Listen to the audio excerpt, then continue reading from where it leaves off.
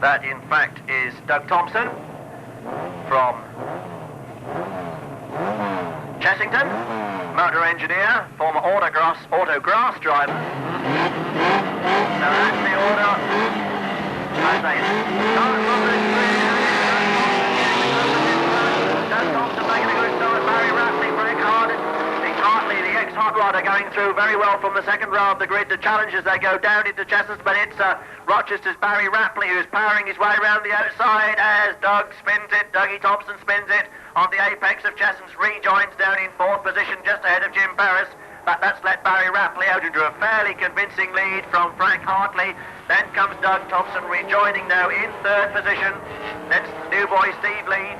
This is only about Steve's third rallycross, if memory serves me right. He's done about a couple of meetings at the Croft circuit. This is his first visit ever to Lytton.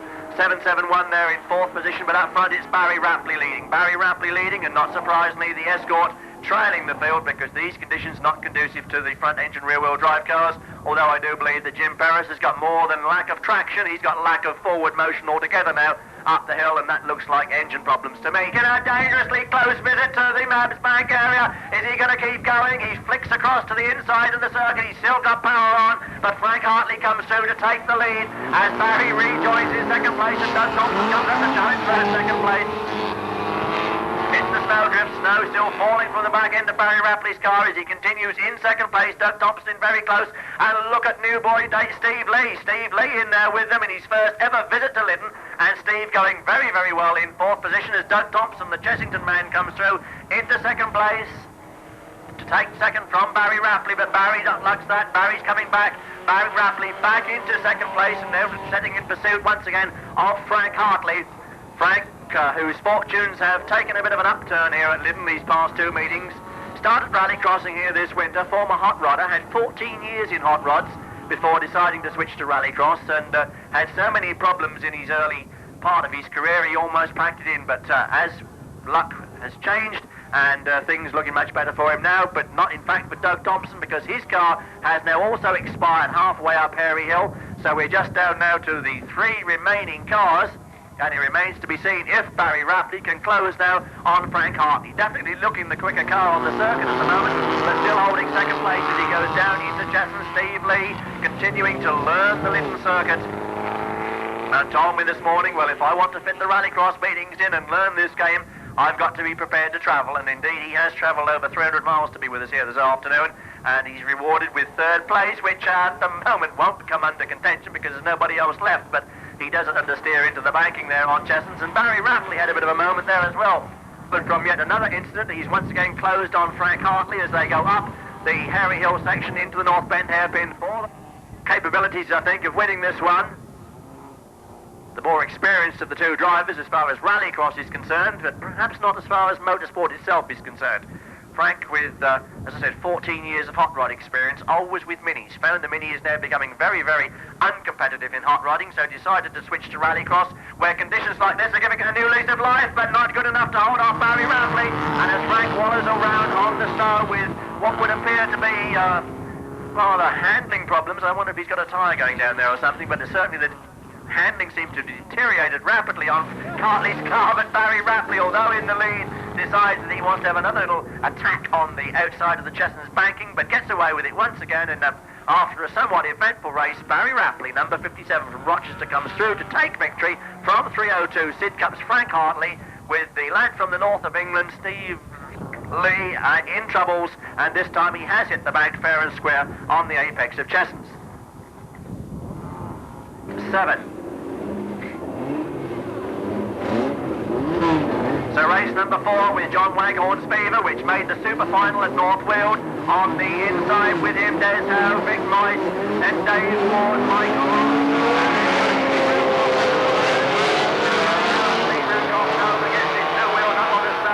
And doesn't make the best of starts and goes down into the last position as they go down into and round Chessons for the first time. So the first ever Vauxhall Nova in British Rallycross now making its way through the field. That's the Pete Rucroft DSRM car, but it's Quick Vic who's in the lead. Quick Vic, and with Barry Crump non-starting, Vic Moyse must now perhaps be regarded as favourite for Formula D honours here this afternoon, although I don't think maybe he can beat Barry Crump in the actual championship.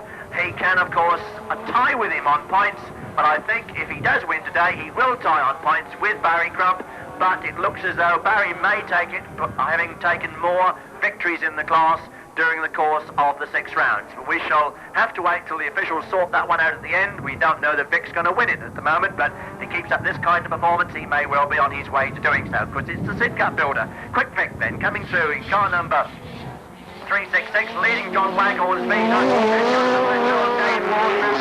the Mini, and then the Toyota. Well, how about that for a mixed bag of machinery? 1, 2, 3, 4, 5, 6, 7 different types of cars in this race. The Ford Fiesta leading the Citroën Visa, then comes the Metro, then the Colt Mirage, then the Vauxhall Nova, then the Mini, and then the Toyota Starlet. Well, I don't think we've seen a Formula D race before with 7 cars in it, each and every one of them different. It would have been nice if we could have had an Escort out there as well, wouldn't it? Made it 8 completely different cars in this race, but just shows how well supported this category is, not just in numbers, but in different types of motor cars. And it's no longer a British Leyland Ford dominated category, because we've got the Novas beginning to show promise, and we've certainly got this Citroën Visa here of John Waghorn, which is really getting in amongst them at the moment. Still in second place then, the Surrey driver, Quick Vic, with his new lightweight rear axle on the Fiesta, saving a lot of weight, improving the handling, and giving Vic some very good performances. Dave Ward from Dunmo goes through in third place, ahead of Des Howe with the Colt Mirage. Then comes Pete Rutherford DSRM Vauxhall Novas. Pete, HGV driver from Scotland in North Yorkshire. This only his second visit to the Lyddon circuit, as we get the Keelan Graphics Toyota Starlet in trouble down here below us, and Mike Locke from Leatherhead, a bit of a contretemps down in the chicane, but up and round the North Bend hairpin comes Vic Moyse. Vic Moyse clearly in the lead of this one. John Waghorn not quite able to do anything about him at the moment with the BWB Motors Visa. This is the car with which John Waghorn used to contest the National British Rally Championship, but like Russ Swift, he's now switched from rallying to rallycross. Ward then going on his way, now works for John White at his John's Garage down at Coggeshall in Essex, and drives this ex-Dave Pritchard Metro very well indeed, and fourth place there now still leads Pete Rucroft, who's now getting away from Ray Houghton. Rather confused drive there from Ray Houghton this afternoon, as 366 Vic Moyse takes the checkered flag. Vic from 122 John Waghorn. Third place goes to number 730 Dave Ward. Pete Rucroft coming up to have a look at the Colt Mirage as they come down to the line, but he's not going to be able to do it, and it's 105 Des Howe from 666 Pete Rucroft. Then the next man home will be 142 Ray Houghton, and completing the order will be Mike Locke with the Keelan Graphics Toyota Starlet.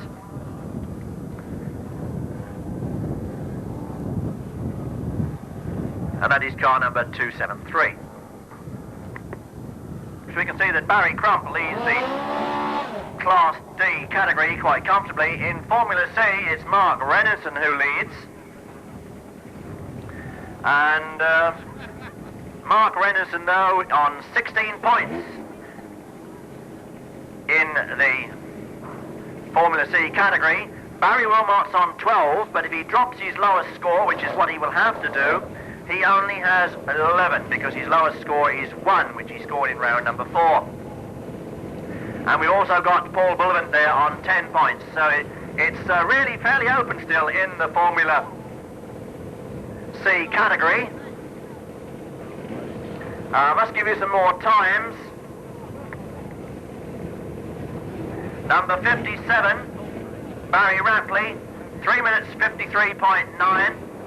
Number 302, Frank Hartley, 355.5. Number 7,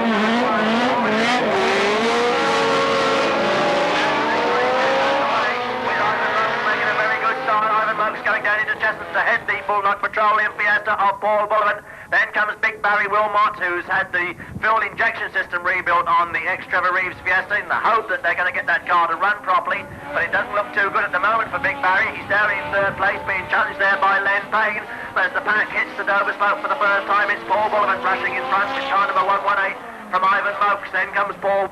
Then comes Big Barry Wilmot, then Len Payne and Ron Wright, the two Formula D cars down at the tail end of the field, with Ron chasing very, very hard as they go round the elbow and up Perry Hill for the first time. Ron Wright trying to get through on the inside, and somewhat delayed start there for 4-5-1 Paul Jackson's BDA Fiesta in Formula C goes on its way in last position as the leader Paul Bullivant comes down into Paddock Bend for the first time.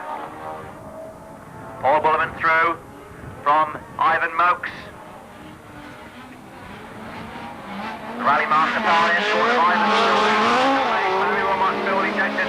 Fiesta in the third with Len Payne and Ron Wright. A little bit of a coming together there through the chicane, and Len was having all kinds of problems during practice, spinning off a couple of times and almost doing it again there, and he's in trouble again, and Len Payne climbs over the snowbanks yet again and will get that fourth position, and for 20 Len Payne rejoins. But Barry Wilmot perhaps getting a little bit closer to Ivan Mokes, who's now beginning to really lose touch with the leader, Paul Bullivant. Something resembling a dry line now beginning to appear around the corners, on the racing line anyway, but to get off that, and I would imagine it's still fairly slippery. That certainly is exceedingly slippery at the sections where the drivers are now. That's past Mabs Bank and down through the chicane, but it's still Paul Bullivant leading.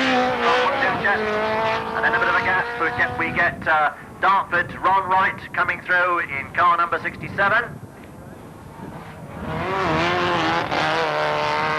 So Barry Wilmot, the Biggin Hill restaurateur, getting a little bit closer to Ivan Mokes' Popular Motors Escort. They're coming up to the challenge now for second place. And Paul Bullivant from Saffron Walden goes on his way. Ivan finds the tarmac a little bit more advantageous to the Escort and gets away from Barry Wilmot. Len Payne having rejoined trails round the tail end of the field.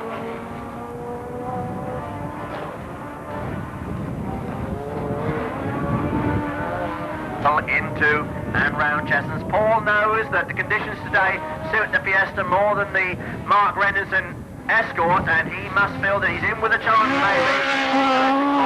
And a lot of points at stake for these drivers, and really is a very, very open contest, and not surprisingly has pulled a pretty useful entry as Barry Wilmot gets very sideways in his efforts to get on terms with Ivan Mokes. Who's going to be the winner of that battle for second and third placing?